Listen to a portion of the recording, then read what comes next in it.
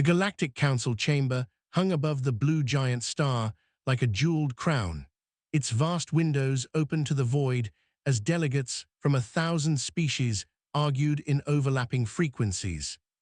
For centuries, the Council had ruled through consensus and fear, enforcing treaties that decided which worlds could burn and which would be spared. Humanity was not present because humanity was not considered relevant. The species called humans were catalogued 300 cycles ago, a young civilization confined to a minor spiral arm, loud on their transmissions but weak in interstellar presence. Their early probes had been intercepted and quietly dismantled, their diplomatic attempts archived and ignored. In Council records, humanity was marked as non-threatening pre-warp aggressive, a label that carried the same weight as extinction in waiting. The debate that day concerned resource allocation near the Perseus expanse, where several client species demanded permission to cleanse a rebellious colony. The cleansing would be swift, orbital fire followed by atmospheric stripping, efficient and final. As the High Arbiter began to issue a ruling, the light in the chamber dimmed. At first, it was assumed to be stellar interference, but the star outside remained steady. Then the sensors screamed, not in sound, but in cascading error symbols flooding every display. Space itself rippled as something massive unfolded from nothing. An object appeared where nothing had been moments before, a silhouette longer than some Council stations, layered in angular armor that bent light around it. No energy spike had preceded it, no warp wake, no detectable transition. It simply existed, and the void seemed smaller for it. Council security fleets scrambled, but targeting systems could not lock. Ranging lasers slid across the hull and vanished as if swallowed. The object was a warship. There was no mistaking that. Every surface spoke of purpose-built violence. Then a single transmission cut through every channel at once, overriding protocols older than most civilizations present. The voice was calm, measured, and unmistakably human. "This is United Terran Vessel Nightfall. You are currently assembled in violation of Terran sovereign memory." The Council froze, some delegates recoiling, others laughing in disbelief. Humans had no authority here, humans had no fleets, humans had no right. The voice continued, without pause. 312 standard cycles ago you observed our species and chose silence. 109 cycles ago you sanctioned the destruction of our outer colonies through proxy species. Today you will listen. The High Arbiter attempted to respond, issuing a demand for identification and threat classification. The response was immediate. Classification unnecessary, threat acknowledged. The warship decloaked fully then, shedding its veil like a falling shadow, revealing scars across its hull, not damage, but engravings, names etched in countless human scripts. Each name represented a lost world, a burned city, a silenced sky. The Council realized then that humanity had not been weak. Humanity had been watching. Panic spread through the chamber as delegates accessed emergency archives, searching for any miscalculation. What they found chilled even the oldest species present. Records long sealed by Council mandate began unlocking on their own, forced open by an alien code architecture far beyond anything the Council possessed. The human voice returned, now accompanied by visual projections. "We learned from you without your knowledge. Your wars taught us logistics, your purges taught us efficiency, your politics taught us patience." Images filled the chamber. Human worlds burning under orbital bombardment, carried out by species who now sat proudly on the Council floor. Trade sanctions that starved human colonies into collapse. Council votes approving extermination under euphemisms like ecological correction and population realignment. Several delegates attempted to sever their feeds, but the images followed them, projected directly into sensory organs and neural bands. The Nightfall did not raise weapons, it did not need to. Truth alone was enough. Humanity had survived by retreating inward, abandoning expansion, turning every loss into data, every defeat into doctrine. While the Council grew complacent, humanity weaponized memory. Every mistake the Council ever made was catalogued, simulated, and solved. The High Arbiter demanded to know what humanity wanted: reparations, territory, recognition. The answer came softly, almost gently. We want accountability. A single drone detached from the Nightfall and drifted toward the chamber, passing effortlessly through shield layers that had never failed before.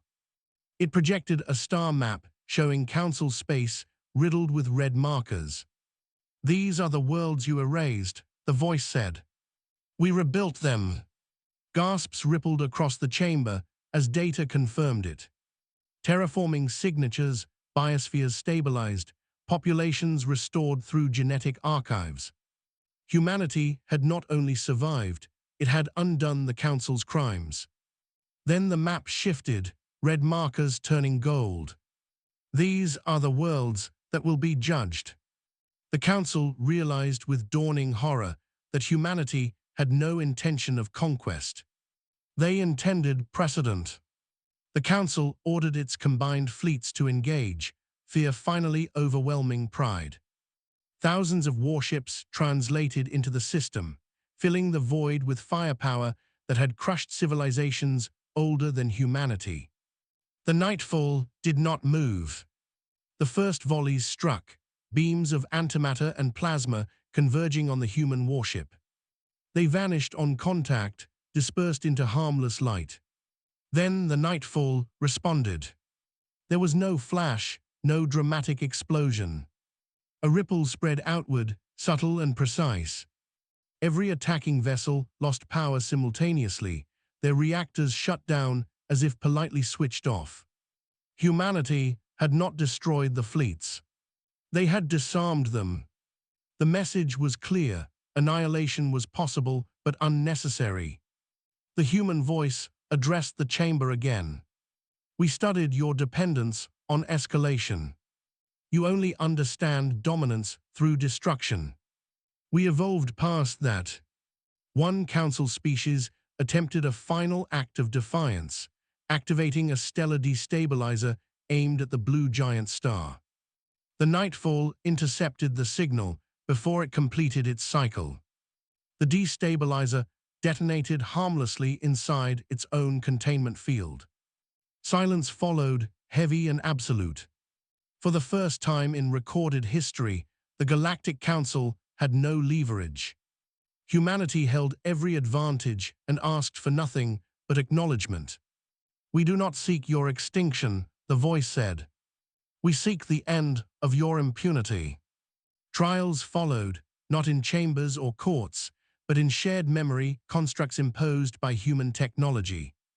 Council members were forced to experience the consequences of their votes, to feel the fear of evacuation ships that never arrived, to hear skis burning and know it was sanctioned.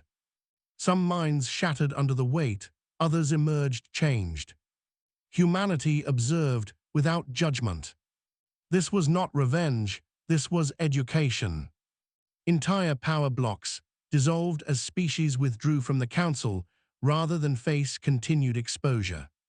The institution that had ruled the galaxy through secrecy collapsed in months. Humanity never fired another shot. The Nightfall remained, a silent sentinel above the blue giant. A reminder that history was no longer controlled by those who recorded it first. When the Nightfall finally departed, it did not leave devastation behind. It left archives open and accessible to all. A complete record of every Council decision, every erased civilization, every quiet genocide. Humanity did not claim leadership. They refused thrones and titles. They offered only one doctrine: never mistake silence for weakness. Never assume survival means submission. And never forget that somewhere in the dark, someone is remembering. Across the galaxy, species began rebuilding not out of fear, but out of understanding. Because the day, an unknown human warship, Decloaked, the galaxy learned that humanity did not wage war for territory. They waged it for memory. Long after the nightfall vanished beyond measurable space, the galaxy struggled with a new and unfamiliar condition. Silence. Not the silence of empty systems or dead worlds, but the silence of restraint. The kind that followed a truth so overwhelming that no one rushed to fill the void it left behind. For ages uncounted, the galaxy had been loud with ambition, fleets moving like migrating storms, treaties rewrote with every shift of power. Now lanes once crowded with armadas lay quiet, their beacons still lit but unused. Species accustomed to ruling through threat found themselves uncertain how to exist without it. The collapse of the Galactic Council did not come with fire or rebellion. It dissolved the way rot does once exposed to light. Delegates returned to their worlds carrying memories that could not be erased. On some planets, the ruling classes denied everything, claiming human manipulation, fabricated guilt, foreign mind intrusion. Those governments did not last. Populations who had shared fragments of the imposed memory constructs recognized the truth in the fear of their leaders. Revolutions swept through entire regions without a single shot fired. Archives once sealed were opened by public demand.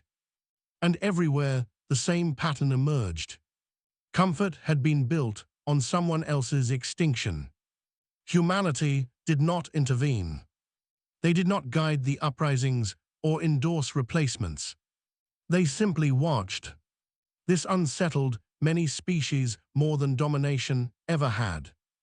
Because power that chooses not to rule is harder to predict than power that demands obedience.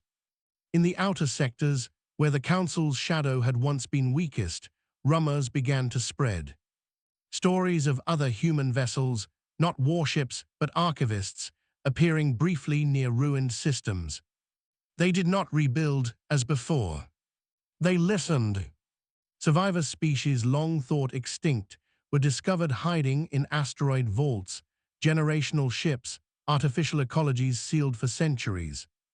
Human technology unlocked doors their own ancestors had believed permanently closed. No demands were made, no oaths required.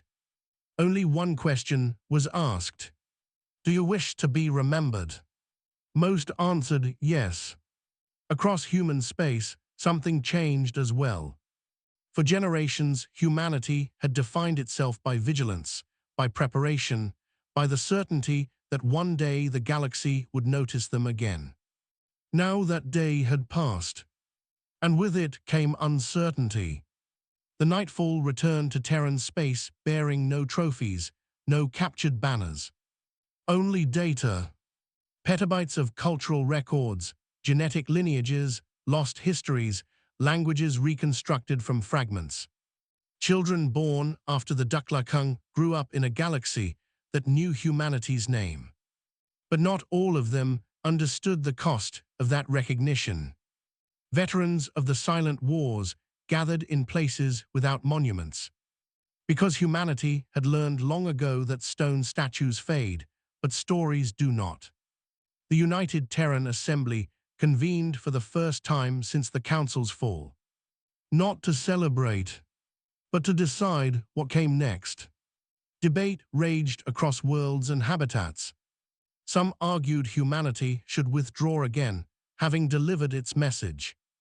Others believed responsibility now followed power, whether desired or not. The oldest voices, those who remembered the first lost colonies, spoke least.